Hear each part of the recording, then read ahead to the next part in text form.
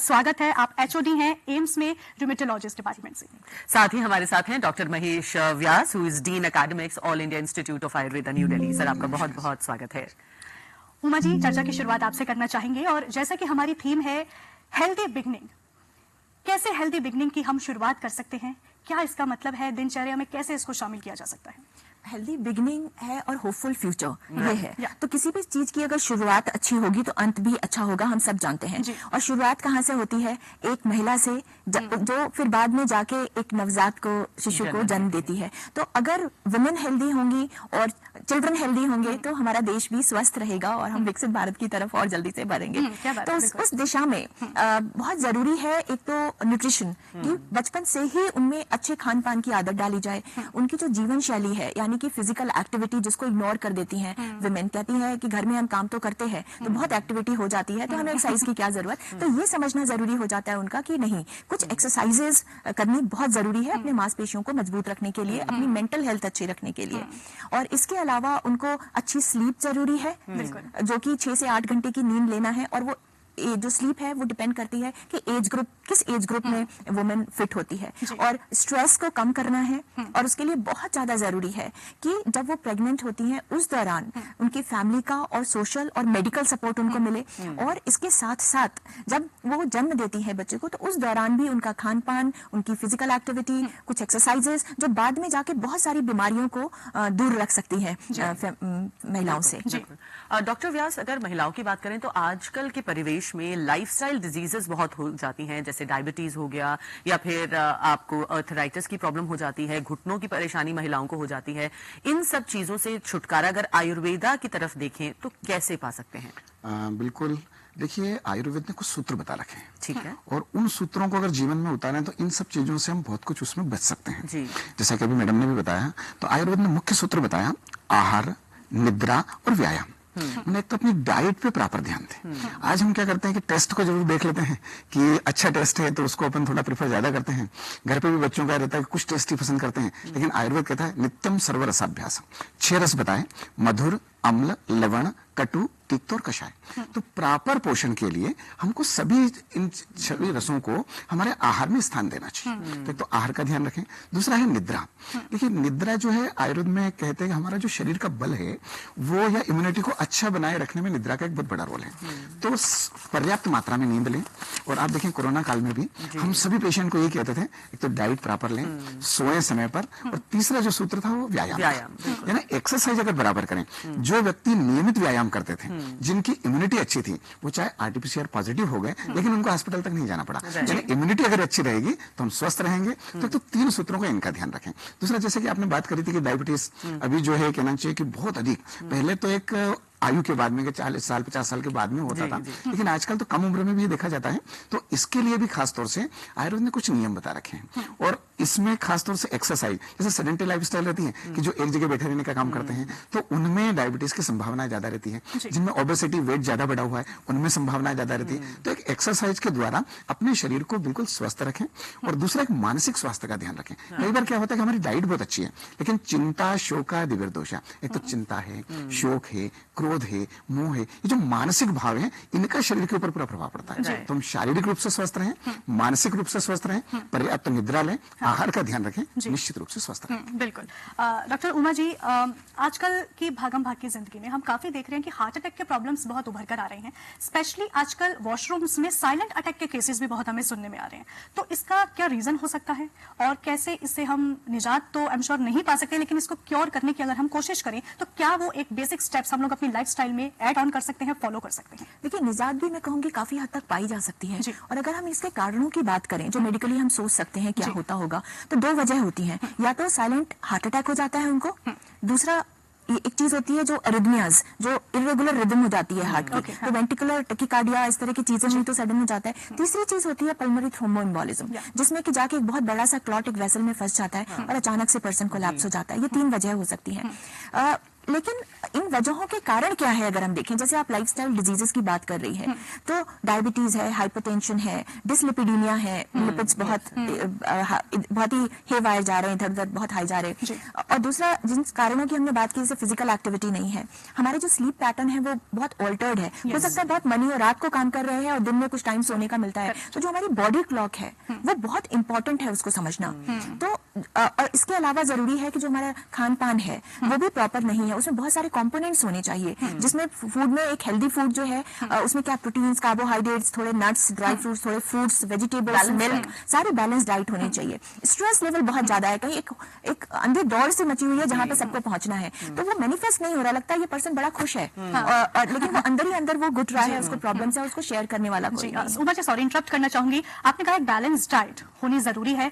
काफी दर्शक, काफी लोग इस बात को जानते हैं, मानना भी चाहते हैं, लेकिन उनका लाइफ स्केड्यूल ऐसा हो गया है, इतना भागम भाग है उनकी जिंदगी में। अगर हम वुमेन की बात करें तो they are also working, youngsters की, यूथ की बात करें तो they are college going students. ऐसे में कैसे उस चीज को मैनेज किया जा सकता है, या कोई एक ऐसा पदार्थ जो वो पूरे दिन में अगर ग्रहण कर ले तो हम कह सकते हैं कि ठीक है, थोड़ा सा उनका एक डाइट जो है बैलेंस्ड के पॉइंट तक आ सकता है? मैम इसका जवाब हम अभी लेते हैं। कॉलर हमारे साथ जुड़े हैं भोपाल से, प्रदीप साहू जी। पहले उनका सवाल सुन लेते हैं। प्रदीप जी, आपका स्वागत है। जी। Do you know that 8 out of 10 applications that you are applying for the leadership role has... हाँ मैडम, गुड मॉर्निंग जी, सवाल पूछें प्रदीप जी। क्या मैडम? हाँ, आवाज आ रही है क्या आपको? जी प्रदीप जी, आपकी आवाज आ रही है। हाँ, मैं ये पूछना चाहता हूँ कि जैसे अपन लोगों ने अभी 2023 को पूरा इंटरनेशनल मिलेट्स उसके ईयर के रूप में मनाया था, तो 2025 में हम लोग स्वास्थ्य के लिए ऐसा क्या करें? क्योंकि स्वास्थ्य एक दिन का इशू नहीं है, ये तो आदमी के साथ हमेशा ही लगा हुआ है, 7 दिन का, 24 घंटे का, 365 दिन का। तो ऐसा क्या करें कि 2026 को हम ग्लोबल हेल्थ ईयर के रूप में सेलिब्रेट करें? उसके लिए कुछ टिप्स दीजिए ना एक्सपर्ट जी। धन्यवाद। देखिए, मैं ये कहना चाहूंगी, इन्होंने मिलेट्स की बात की, जो कि एक बहुत अच्छी चीज है जो हमारे देश में हुई, क्योंकि वो बहुत ही न्यूट्रिशियस प्रोडक्ट है, जिसमें फाइबर से लेकर और मिनरल्स से लेकर, विटामिन से लेकर और प्रोटीन्स, कार्बोहाइड्रेट डिफरेंट प्रोपोर्शंस में मौजूद रहते हैं। और हम सबसे बड़ी बात है, आजकल हम बात कर रहे हैं कि एथनिसिटी की, कि हर कंट्री, हर रीजन के लोगों का एक बहुत स्पेसिफिक कहना चाहिए मेकअप होता है, माइक्रोबायोटा होता है, जो हमारे गट में होता है, हमारे इंटेस्टाइन में। तो अगर हम उसके हिसाब से अपना खान पान रखते हैं तो हमें ज्यादा सूट करेगा। लोकल जितना आप खा सकते हैं, जो आपके देश में, आपके उसमें अवेलेबल है। इसके अलावा बहुत जरूरी है, जो आप कह रहे थे कि कैसे रखा जाए इसलिए दौड़ बड़ी जिंदगी में, ये भागदौड़ वाली जिंदगी हमेशा से थी, लेकिन इसके पहलू बदल गए हैं। और हम बचपन से बच्चों को सिखाते हैं कि nothing is impossible in this world if you try. तो अगर हम उसको यहाँ पर भी लागू करें कि अगर कुछ भी इम्पॉसिबल नहीं है, अपने टाइम को आप स्केड्यूल कर सकते हो अकॉर्डिंगली, कि कब आपको उसमें खाने का, रेस्ट का, एक्सरसाइजेस का भी टाइम मिले, वो फ्लेक्सिबल हो सकता है। तो हम उनको ये नहीं कहेंगे कि आप ये, क्या कई बार होता है प्रोटीन बार्स खा रहे होते हैं बच्चे, वो सोचते हैं उसमें सारा न्यूट्रिशन कंटेंट, और जो मार्केटिंग स्ट्रेटेजीज हैं वो भी आप देखें, लुभाने वाले एड्स आते हैं और लोग सोचते हैं कि वो हेल्दी है, which is not good. Gym में जाते हैं तो वो कुछ प्रोडक्ट्स उनको प्रिस्क्राइब करते हैं, जिससे बहुत सारे प्रॉब्लम्स उनको हो जाते हैं, और बच्चे जो हैं वो बाद में उनको डॉक्टरों के चक्कर लगाने पड़ते हैं। तो जरूरी ये है कि अपने डाइट को हेल्दी रखें और अपने लोकली, अपने घर के हिसाब से होम कुक्ड फूड जरूर खाएं। सीजनल फ्रूट्स लें, उसमें क्या जाता है, आप अगर बैग में डाल लेते हैं, water, hydration is very important, जो पानी जो है वो भी एडिक्वेटली लेना चाहिए, वो भी लोग अवॉइड करते हैं बिकॉज ऑफ वेरियस। और जैसे कि अब समर्स आ गई हैं, तो डॉक्टर साहब आपसे जानना चाहूंगी कि गर्मियों में किस तरह से एक रूटीन में हमें किन चीजों को ऐड ऑन करना चाहिए, और गर्मियों में खास तौर से हमें किन चीजों का ध्यान देना चाहिए? देखिए, अभी ऋतु परिवर्तित हुई, बसंत ऋतु प्रारंभ हुई है, तो सर्दी से गर्मी में आने के लिए अपनी पूरी डाइट और वो चेंज करना। और आयुर्वेद में तो यहाँ तक कहा, आहारो महाभेषजम। अगर आप ऋतु अनुसार आहार विहार का ध्यान रख लें, अपनी डाइट और लाइफ स्टाइल का ध्यान रख लें, तो व्यक्ति स्वस्थ रह सकता है। तब ग्रीष्म ऋतु में खासतौर से हमारे शरीर में, क्योंकि वातावरण उष्ण रहता है, तो शरीर में जल तत्व की ज्यादा आवश्यकता होती है, तो हम हमारे शरीर में उसका बैलेंस बनाए रखें। और उसके लिए सीजनल फ्रूट्स जो रहते हैं, जैसे गन्ने का रस है, वो इस ऋतु में बहुत अच्छा है। आप अगर खरबूज या तरबूज, जिसको वाटरमेलन या मस्कमेलन कहते हैं, ये अभी उपलब्ध रहता है। आम है, कच्चे आम से लेकर के पके आम तक, कच्चे आम का पन्ना बनाते हैं, तो ये जल को अपने शरीर में बैलेंस बनाए रखने के लिए बहुत अच्छा है। ग्रीष्म ऋतु में क्या होता है कि तो गुरु पदार्थ, जैसे सर्दी के मौसम में हम थोड़ा सा हेवी डाइट भी ले लेते तो इजीली डाइजेस्ट हो जाती है, लेकिन ग्रीष्म ऋतु में अग्नि थोड़ी सी मंद रहती है, तो उसको ध्यान में रखते हुए भोजन की मात्रा थोड़ी कम रहे, और जो गुरु पदार्थ है उनका सेवन कम करें, जैसे डीप फ्राई की हुई चीजें हैं, ज्यादा ऑयली चीजें, इनको थोड़ा सा अवॉइड करें, तरल पदार्थ ज्यादा उनको ज्यादा लें, तो इनका ध्यान रखना चाहिए। ये भी जानना चाहेंगे कि जैसे अभी डॉक्टर व्यास ने भी बताया और आपने भी कहा था कि एक बैलेंस डाइट बहुत जरूरी है। इस सवाल पे आने से पहले रोहित सेठी हमारे साथ लुधियाना से जुड़े हैं, उनका सवाल ले लेते हैं। रोहित जी, पूछिए अपना सवाल। नमस्कार जी। नमस्कार। हाँ जी मैडम, ऐसा है कि मेरा सवाल ये है कि रुमेटॉइड आर्थराइटिस के रिगार्डिंग है कि किसी को दोनों आर्थराइटिस भी हो सकते हैं, रुमेटॉइड आर्थराइटिस और ओस्टियोआर्थराइटिस, और दूसरा रुमेटॉइड आर्थराइटिस का कोई शॉर्ट ट्रीटमेंट भी है, जैसे मतलब मैं ले रहा हूँ पिछले 4 साल से मेडिसिन, तो उतना फर्क नहीं पड़ रहा, जो डैमेज हो चुका है इज इट रिपेयरेबल या वो आगे नहीं होगा, ये कंट्रोल हो पाएगा? आर्थराइटिस के दोनों पहलू के बारे में जानना चाह रहे हैं, प्लस उनको जो है क्या वो क्योर हो सकता है, काफी समय से वो दवाई ले रहे हैं। देखिए, रूमेटॉइड आर्थराइटिस और ऑस्टियोआर्थराइटिस अलग अलग चीजें हैं। रूमेटॉइड आर्थराइटिस इन्फ्लेमेटरी आर्थराइटिस है जिसका इलाज पूरी जिंदगी चलता है और उसमें स्पेसिफिक मेडिसिन दिए जाते हैं, और अगर वो इलाज ना किया जाए तो सारी comorbidities like diabetes, hypertension, stroke, इन सब बीमारियों का खतरा बढ़ जाता है, उम्र भी कम हो जाती है 10 साल से ज्यादा। तो और जो दूसरी ऑस्टियोआर्थराइटिस है वो लाइफस्टाइल डिजीज है, जैसा कि शुरू में आपने कहा, जो कि हमारे उठने बैठने के तरीके से, और मैं यहाँ पे मेंशन करना चाहूंगी आजकल लोग लैपटॉप पे काम करते हैं, मोबाइल बहुत यूज कर रहे हैं, तो उसकी वजह से भी जो डिजेनरेटिव आर्थराइटिस है पर्टिकुलर जॉइंट की, वो जल्दी शुरू हो जा रही है लोगों में। और जहां तक बात है दोनों की एक साथ होने की, तो जिनको रूमेटॉइड आर्थराइटिस होती है, ऑब्वियसली जो जॉइंट या मशीन थोड़ी सी गड़बड़ है, उसमें अलाइनमेंट प्रॉपर नहीं है या इन्फ्लेम्ड है, तो उसमें डिजेनरेशन ज्यादा होगा, वेयर एंड टेयर ज्यादा होगी। तो इसलिए सारे इन्फ्लेमेटरी आर्थराइटिस में जो डिजेनरेटिव आर्थराइटिस है यानी कि ऑस्टियोआर्थराइटिस भी हो जाती है, तो दोनों मिलके मरीज को परेशान करते हैं। ट्रीटमेंट की जहां तक बात है, अगर किसी को ऑस्टियोआर्थराइटिस है तो उसका कोई ऐसे डेफिनेटिव इलाज नहीं है, इट्स लाइक एजिंग प्रोसेस, और उसको आप स्लो कर सकते हैं जिससे कि बाद में आप हेल्दी रह सके। और उन्हीं सब चीजों का ध्यान रख के, जैसे कि वेट बहुत ज्यादा ना बढ़े, कुछ मसल्स की एक्सरसाइजेस करके जिससे कि मसल्स स्ट्रेंथन रहे, तो जॉइंट पे बहुत प्रेशर नहीं पड़ता, वेयर एंड टेयर ज्यादा नहीं होती, और बाकी की लाइफस्टाइल मेजर्स। और मैं यहाँ पे एक चीज मेंशन करना चाहूंगी, आजकल स्मोकिंग का भी बहुत फैशन चलन बहुत ज्यादा हो रहा है, पर्टिकुलरली इन वुमेन, तो वो भी बंद करने की जरूरत है, उससे भी आर्थराइटिस होती है, इट्स अ प्रूवन फैक्ट, और दवाइयां भी काम नहीं करती। तो बेसिकली आप उसको सिम्टोमेटिक ट्रीटमेंट कर सकते हैं, जैसे जैसे आपको कष्ट आए वैसे वैसे आप दवाई लेके आगे बढ़ सकते हैं। नहीं, जो इन्फ्लेमेटरी आर्थराइटिस है, रूमेटॉइड आर्थराइटिस, उसका ट्रीटमेंट जैसे डायबिटीज है, हाइपरटेंशन है, उसी की तरह ही चलता है, जिंदगी भर चलता है। बहुत ही स्पेशलाइज्ड मेडिसिन होती है जिसे हम disease modifying anti rheumatic drugs कहते हैं, फिर बाद में बायोलॉजिक्स की जरूरत पड़ सकती है कुछ लोगों में। मैम, आपने अभी फैशन की बात की, एक और फैशन बहुत है कि लोग बैलेंस डाइट लेना तो मुश्किल है, फ्रूट्स खरीदें, कुछ खरीदें, लेकिन लोग विटामिन ले लेते हैं कि अच्छा सैशे खाया D3 का चल पड़े, तो बहुत सारे आर्टिफिशियली वो लोग विटामिन कंज्यूम करते हैं, तो ये कहाँ तक ठीक है, ये एब्जॉर्ब कर पाता है? इस सवाल से पहले मैम एक कॉलर हम लोग ले लेते हैं, दिल्ली से हमारे साथ जुड़े हैं। अगर आप 777 नंबर या फिर 222 मोबाइल नंबर लेके घूम रहे हो तो जिंदगी एक गैम्बल के जैसे हो जाती है। जी, अपना सवाल पूछे सर। गुड मॉर्निंग, मैं डॉक्टर उमा से सवाल पूछना चाहता हूँ कि 50 इयर्स की एज पे कितना वॉक करना चाहिए, और तो वॉक करने के बावजूद भी अगर ऑस्टियोआर्थराइटिस हो गया है तो कब उनको नी रिप्लेसमेंट के बारे में सोचना चाहिए, अगर वो डे टू डे एक्टिविटी में कोई हैम्पर नहीं हो रहा है तो? देखिए, 60 इयर्स के हो गए हैं और कितना वॉक करना चाहिए, जितना कंफर्टेबली कर सकते हैं, नॉर्मल इंडिविजुअल की तरह, क्योंकि वॉक करना बहुत जरूरी है। वॉक बिल्कुल भी रेस्ट्रिक्टेड नहीं है किसी भी एज ग्रुप में, तो ये चीज है। लेकिन अगर किसी को ऑस्टियोआर्थराइटिस है तो ये चीज हो जाती है कि तब भी हम कहते हैं जब वॉक करेंगे तो फिजिकल एक्टिविटी बहुत तरीके से हेल्प करती है आपको, आपकी mental health, physical health, immune health, सब चीजों को इम्प्रूव करने में, मसल हेल्थ स्ट्रेंथनिंग करने में।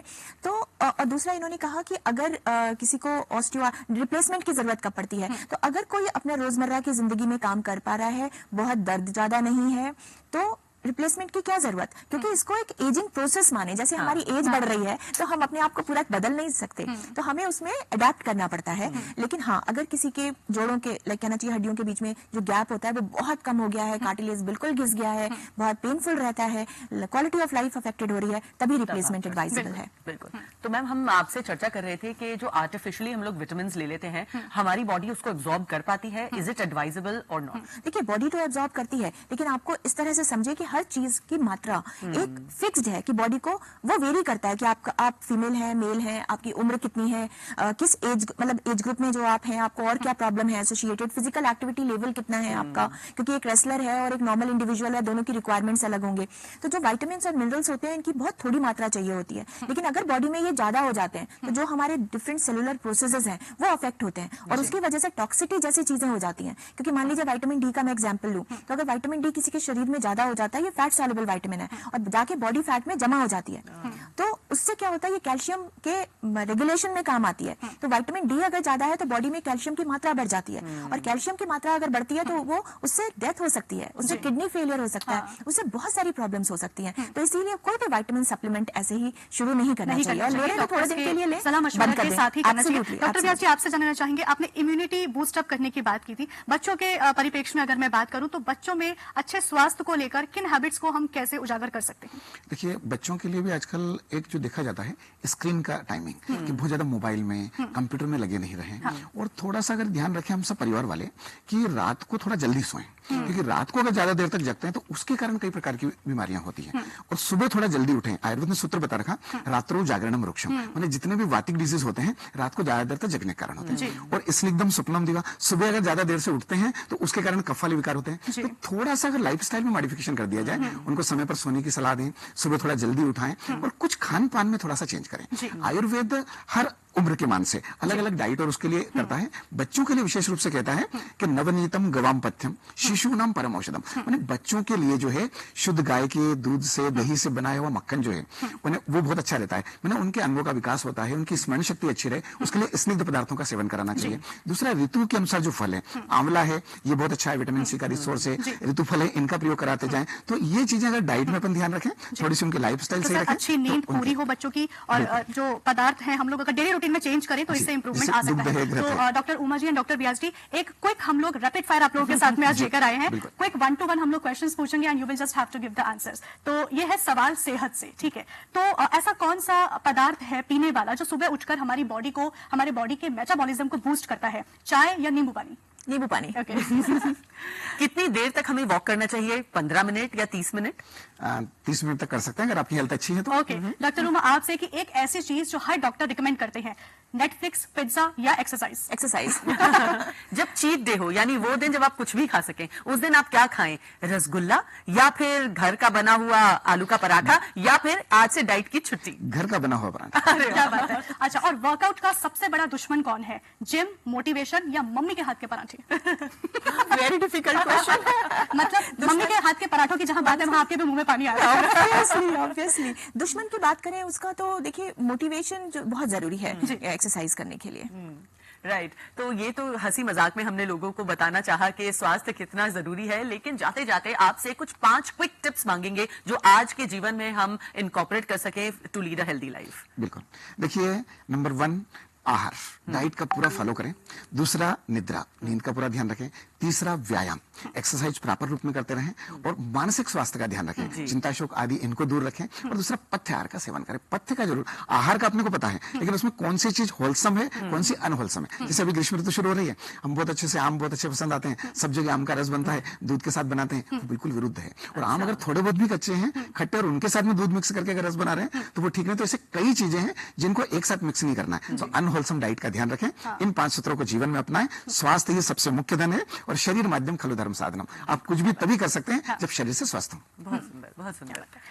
तो चलिए, ये थी हमारी आज की चर्चा, और उमा जी और डॉक्टर महेश, आप अपना कीमती समय निकालकर हमारे साथ आए, स्टूडियो में जुड़े, इतनी महत्वपूर्ण जानकारी आपने हमारे साथ, हमारे व्यूअर्स के साथ में साझा करी। आप दोनों का ही तहे दिल से thank you. Thank you so much.